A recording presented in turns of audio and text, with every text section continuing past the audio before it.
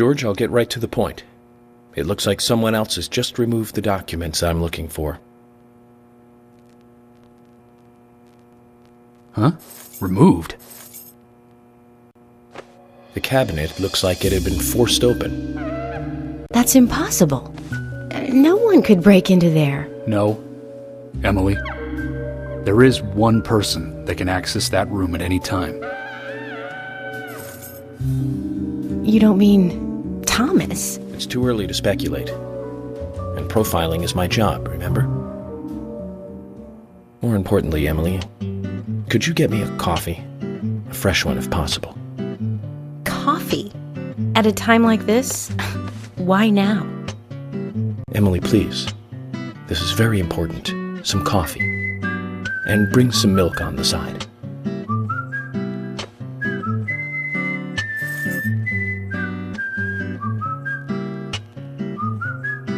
Zach, you know something, don't you?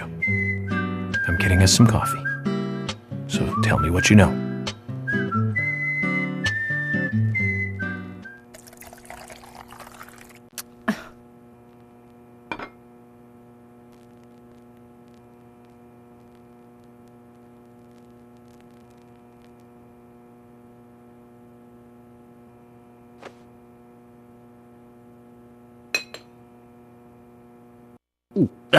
Zach, this is amazing. Even the taste of her coffee is thrilling, to say the least. What? No, nothing. This isn't the cup that Thomas always uses for me, is it? I'm sorry about that too, then. I just used a cup that was nearby. You have a problem with that? A problem? Not at all, my dear Emily. The coffee is perfect. Well, okay, taste aside, this cup certainly is perfect.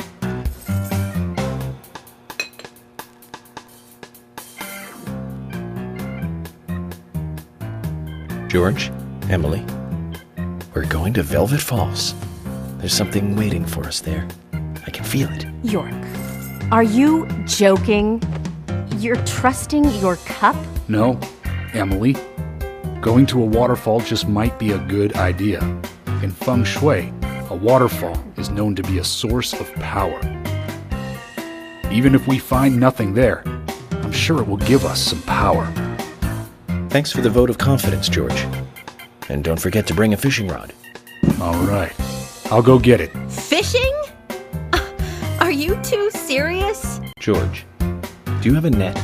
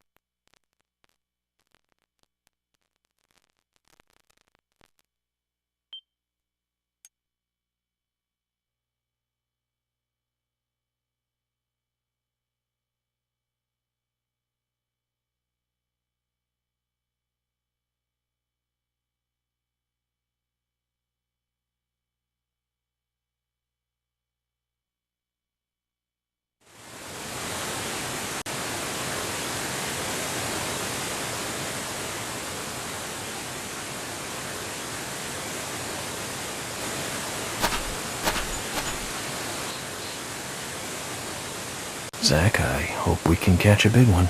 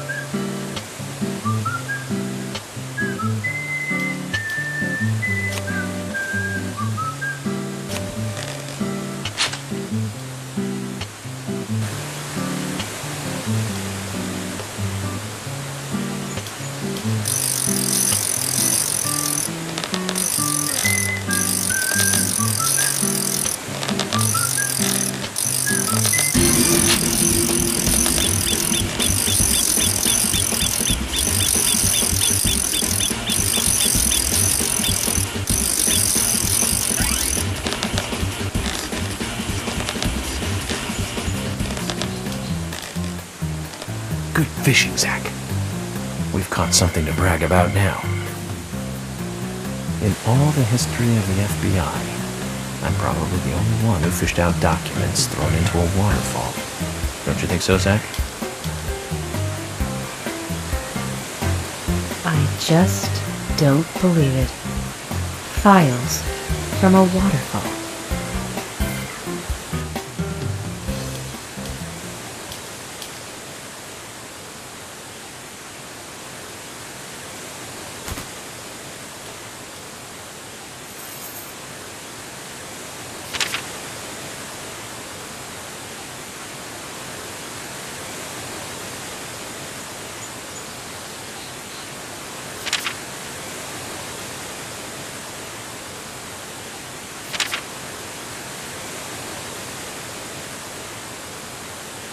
What does that all mean? It's called The Legend of the New Raincoat Killer. George, have you ever seen this handwriting? Yes. It's Thomas's. George, I need to take these documents to Harry. He said he'd tell me everything once I take the docs to him. Those are classified. I can't allow a civilian to view them. Especially that deranged old goat who owns most of the town. I agree with George. Harry is... how can I put it? He might be dangerous. You don't need to worry. You said it yourselves, didn't you? There has never been a mass murder case in this town. That means these documents pertain to a case that never actually happened. Just look at it as though they never actually existed either. Ridiculous. York, I'm sure you've got a plan or something in mind. Okay, you have my approval. George, are you sure? Emily, we need to continue looking for Thomas. Our search may just have become a hunt. Yes, get on it. I'll go see Harry alone. Okay.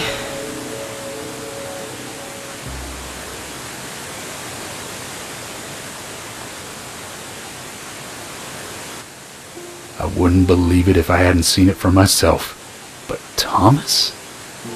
There's got to be a rational explanation for this.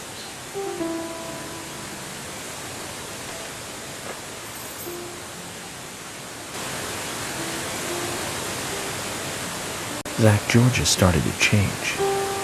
I think the deaths of Becky and Diane had a deep effect on him. I guess this town truly is without a king now.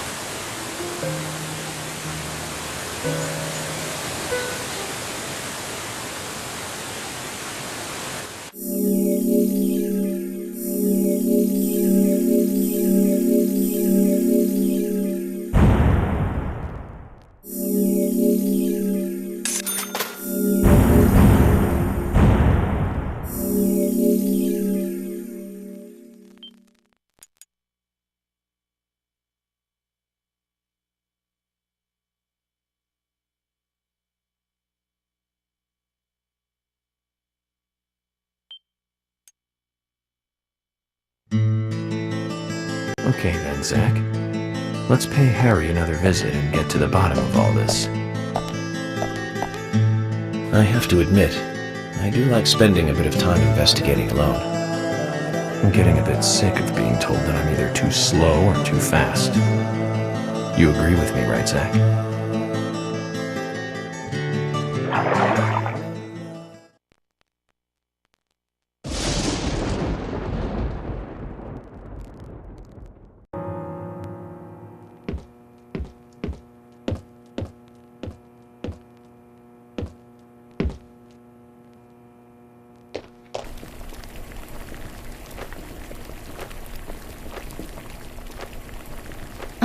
It's still not right. You've certainly gone to town this time, haven't you?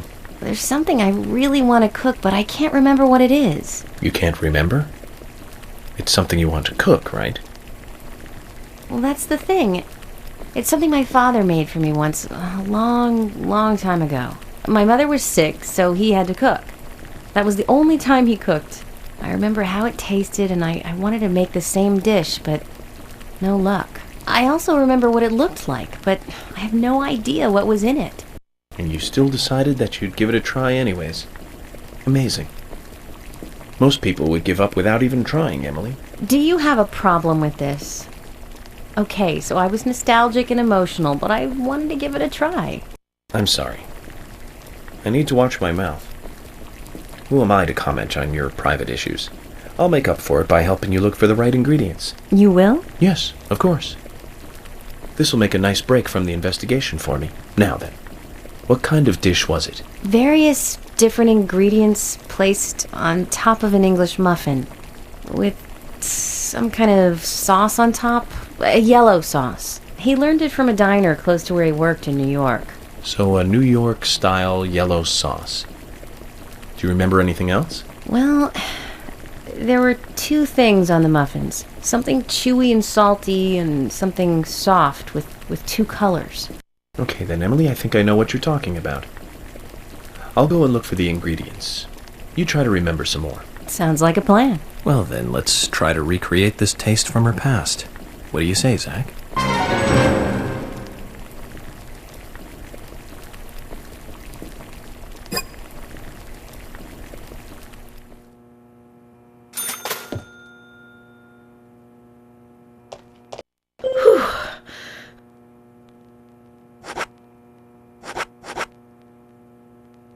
Emily, here's one.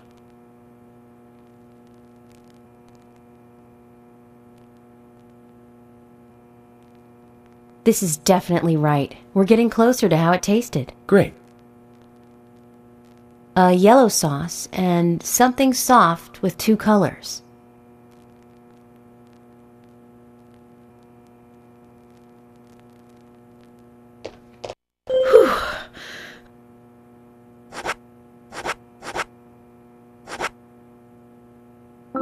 Emily, here's another one.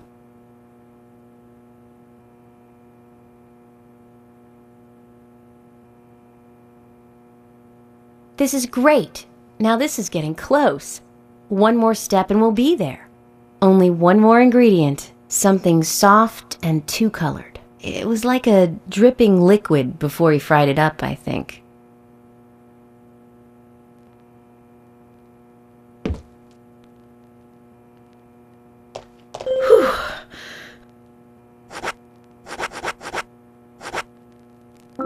Emily, here's another one.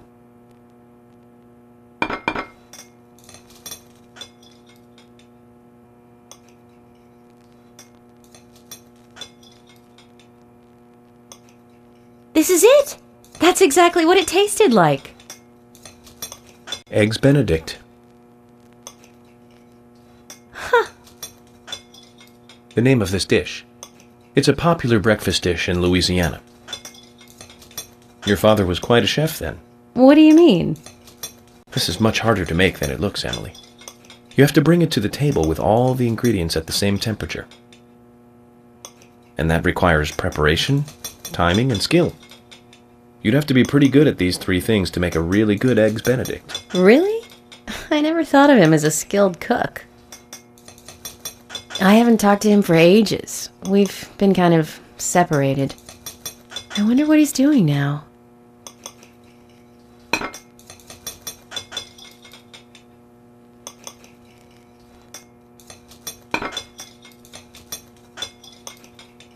Do you have his number? I think so. Probably stuck in the old picture album. Emily, just interrupt me if I'm out of line here, but I'd like to tell you how I like to think about these things. People develop their own personality through interaction with other people. Whether they like it or not, that's how it happens. I don't know anything about the past between you and your father, but the fact is, you enjoyed making something that he cooked for you. He's a big part of your past, which means he's part of you. That's normal, and you have nothing to be ashamed of. So why don't you give him a call?